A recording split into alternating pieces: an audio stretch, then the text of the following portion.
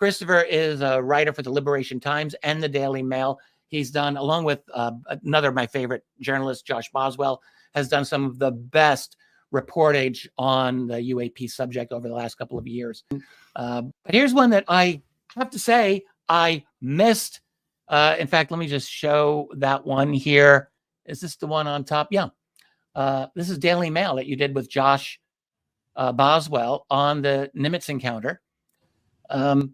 Can we talk a little bit about this, Christopher? This is really important. You're talking about a USO that was being tracked at the time, moving over 400 knots, 400 miles per hour under the water.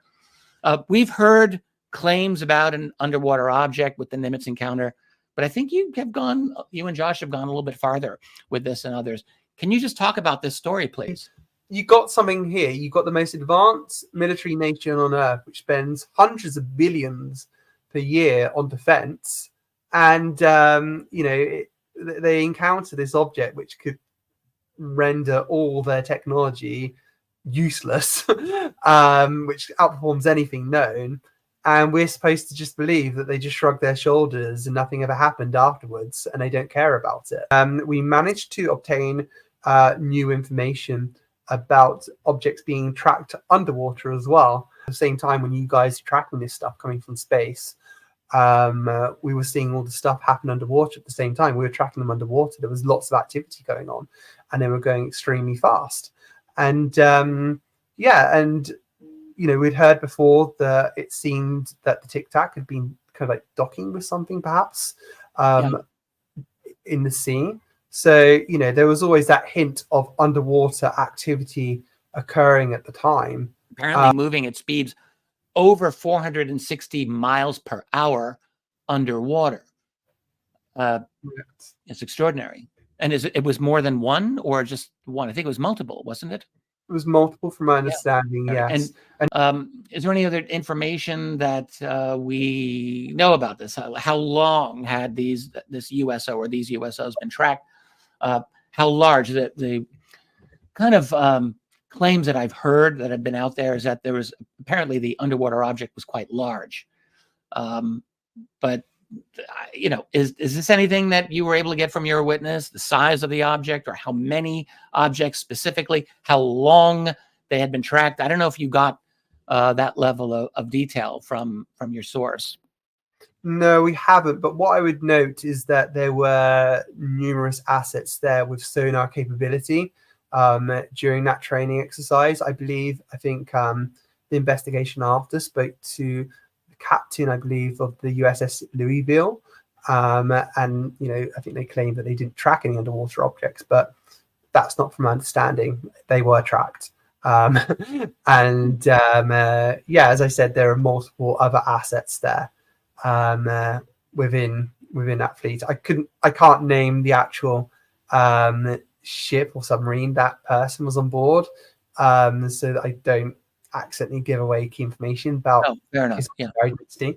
But that's something I will note. The information was sent to the naval base of San Diego, I believe is what you wrote, and so that would indicate this is not just a limited event that only the members of the ships out there knew. This went up the chain of command to proper channels, and presumably, if they're going to the naval base in San Diego, they're probably going to DC and anywhere else they need to go. So we are talking about an additional level of, can we say, cover-up? I think that's probably accurate, right? Absolutely. Look, this is the case that the Arrow is too scared to touch Undercut Patrick anyhow, because it was truly a case that can't be explained. It can't be wished away by the Arrow. So I don't think they went. I don't think they were even searching properly for the information, for the data, because if they did get hold of that data, it would prove that these things are just, that they can't explain them. Look, we've been told that they were tracked coming from 80,000 feet, but that's, the true kind of like capabilities, I believe, of that system are classified in terms of the true height they can actually track stuff coming from. But I believe they were coming from tracked coming from much higher. Much higher. I'll bet I didn't even think about that. That makes perfect sense. They were tracking objects probably coming in from Earth orbit. Very likely. I wouldn't How bet many against miles out there? Of course, they have the capability. They just didn't want to acknowledge that. That's a really very good point. I have to remember that. But then, of course, coming down at incredibly high speeds and then stopping. I mean, look, this is not even anything that's as recent as 2004. We've got cases going much further back in time of very similar. There was the well-known Belgian UFO encounters from 1989 and 1990, where you have the Belgian Royal Air Force stating, Wilfred de Brouwer of Belgium stating in 1990 these objects. At one point, I think they dropped something like 4,000 feet altitude within 1 second. Very similar kinds of speeds and incredible maneuverability. That was in 1990, and you can go back much further in time. So it's been going on a little while. Just trying to share some of these cases with you, and they are fascinating. Some are that I have here are bordering on the fantastic. I don't really know the truth value on a couple of these, and I'll talk about them when we get to them.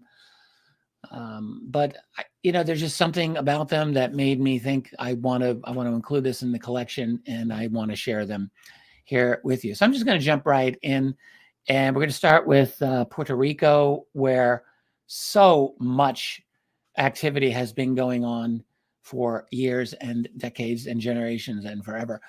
On these slides, I did not give the years or the date, so sorry about that. There's text below. You can read it. You can look at the dates. This one was July 6, 1990, just so you can see. And there's, of course, Puerto Rico on the map. And let me zoom in a little bit, and you can see we're getting close. So this is a place called Isla Palominos or Palominos Isle. And you can see this is actually off the coast of eastern Puerto Rico. It's not on the mainland at all. And you'll also notice I have a little mark from my Google Earth that indicates, I wrote here, major UFO activity. This is right by the area known as Roosevelt Roads, which you've got a major U.S. Navy installation right there, is on the eastern end of the island. And in fact, a ton of UFO and USO activity has been recorded in this general area. I might have put that pin in there after listening to David Fravor's interview with Joe Rogan, where he talked about a UFO case he got from a buddy of his in that exact area, I think from the mid-1990s, where they saw, I'm including this in my book actually, but they saw an object in the water there, and it just went deep, deep, deep, deep down, kind of freaked them all out. But there's so many UFO and USO cases from that particular area. So I'm just going to read what I wrote here for the book. And essentially, early hours of July 6, 1990, a man named Guillermo Carde, he was listed as an executive and a very engaged sports fisherman. So he's out there apparently early in the morning. He's anchored off the coast of Palominos Isle, and he and a person he's with, don't know much about this other person, they're preparing bait on his sailboat. It's 5:30 in the morning in July, and they see something very unusual in the water near the stern of their boat. They say that the sea is beginning to churn and bubble, and a spectacle that neither of them had ever seen before. And then what happens is an object comes out of the water. It hovers in the air to the left of his sailboat. They see the water dripping from the sides of the object. So this Carde, he prompts his companion to get a photograph of this object. So as the buddy takes a picture, clicks the shutter, this object just darts away into the sky to the northeast and is gone. They develop the film, and it became clear to them, as according to the account, and I will show you this account in just a moment, that they had captured some enigmatic something. It's blurry, it displayed a saucer-shaped something against the backdrop of the early Caribbean dawn, and that's that. So now it came from this book here, Flashpoint by Scott Corrales. This is a book from 1998. This is the thing about doing research on obscure UFO books topics. You have to spend a lot of money to get books that are out of print. This was $50 for me to get this book. I had to get it because I knew that he had a lot of UFO and USO encounters from Puerto Rico. And here's the thing. He talks about the photograph, but he doesn't show the photograph. He's got photographs of other UFOs in this book, which I might as well just show you here. This is a 1964 photograph that he's got, which, okay, I'm happy about that, but that is not the UFO that I'm looking for here. He describes it. That's page 112, I think. And I'm just a little disappointed. Here we go. So the roaring 90s, and actually the 90s were a roaring decade. And here's his place where he describes the case that I just described to you. No photograph. I'm a little bummed out. But so where is this photograph? I've looked. I've actually hunted around for this on the web. Can't find it anywhere. I have no idea if this thing exists digitally or not. If anyone finds this photograph, it's supposed to be July 6, 1990, from Puerto Rico. Hey, do let me know. I tried searching this out, and all I can get are references to the completely unrelated events. So whatever. But Scott Corrales did it. I think Scott is I have never met him personally, but he's done, I think, very good work over the years. He's dedicated, and he says there's a photograph of this out there. I have not seen it. Anyway, interesting story. Take it for what it's worth. I do think it's probably true. And the reason I think it's probably true is that the number of USO cases connected with Puerto Rico is just astonishing. It's one of the major hotspots of USO activities in the entire world. We'll just move on. I've got one here from Pebble Beach, California. Pebble Beach is just south of San Jose, San Francisco Bay Area, north of LA. It's pretty much middle of California coastline, looking at the Pacific. This is more of a close-up of it. You can see it's a very prominent peninsula, and in fact, on the peninsula is a highway that basically goes around the entire circumference, called 17 Mile Drive. And this case was described by a woman who wrote a few years, not many, a few years after the fact. I think in the late 90s. This takes place April 2nd, 1992, in the early 90s. And she wrote this to the National UFO Reporting Center, I think just 5 years after the fact. So she was in high school at the time with her mother, and they were driving. She actually made a point of describing her family's strong roots in community service. They were very conservative. She said we were like typical Republicans. We were very skeptical about unexplained phenomena. She went through this whole thing. Her mother was a nurse. She said we were very like reliable, upstanding people. My dad coached Little League, she said. She had a bunch of brothers. Everyone was well known in their community. To her, that was an important thing to mention in her description, which, why not? So she talks about this incident that took place on 17 Mile Drive in the evenings, a little after 10 o'clock, and it just shook them, obviously, to the core. So you can see, I tried to get the road to be depicted here. It didn't really turn up well. So it just curves along the peninsula, essentially. Gives most of the area, you get a perfect view of the water. So they're driving. Again, it's nighttime. They notice an unusual glowing green light off the coast near Spanish Bay Beach. That's toward the northern part of this peninsula.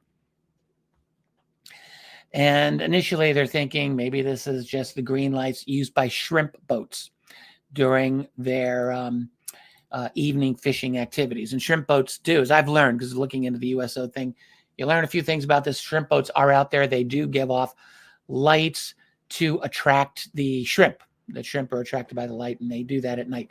And it can be confusing. But the problem was there were no boats that were visible on the surface of the water. I mean, they were able to notice that there were lights, but there were no boats. And they also said this was really large, much larger than you would get, I assume, with shrimp boats.